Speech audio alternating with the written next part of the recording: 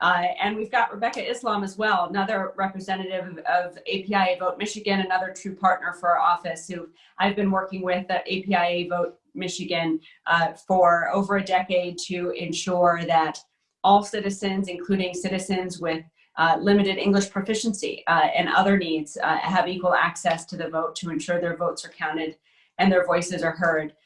There are many groups working alongside APIA Vote Michigan, but you've all really been leaders to seek justice and equity for the Asian American community. And we're very proud to have Rebeka as a member of our Language Access Task Force, which is helping us ensure that people learning English and citizens who speak English as a second language have access to all of our services equally and as all other residents. So Rebeka, can you tell us a little bit about the Language Access Task Force as well as APIA Vote Michigan and the work you're doing to ensure every voice is heard this election? Yes, this is Rebeka speaking. Thank you, Secretary Benson. It is truly a pleasure to be here. The Language Access Task Force initiative was created to help connect non-English speaking communities with the resources that exist for all Michigan residents.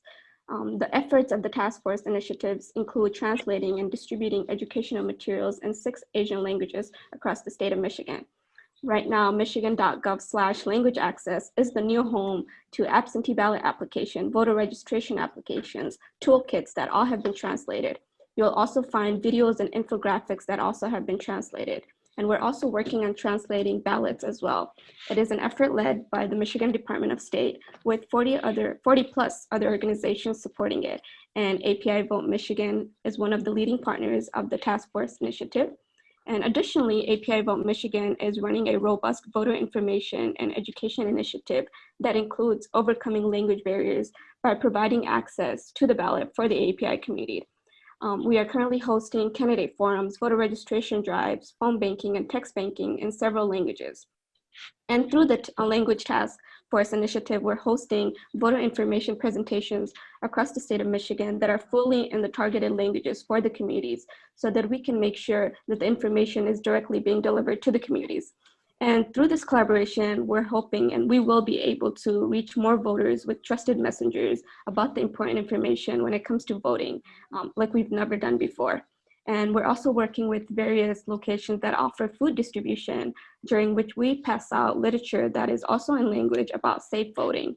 And our goal really is to increase civic participation by working with constituents to make sure that they have equal access and opportunity to cast their vote.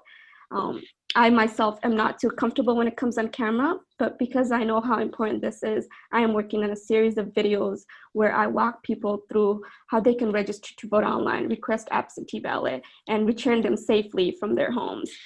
We're also working with michiganvoting.org to ensure that the API community has all the resources and information available to them to cast their votes in the November 2020 election. And we all know this is a very important election, if not the most important election of our lifetime. And the API community and the API population of the state of Michigan is one of the fastest growing populations. And we want to make sure that our community's vote matters.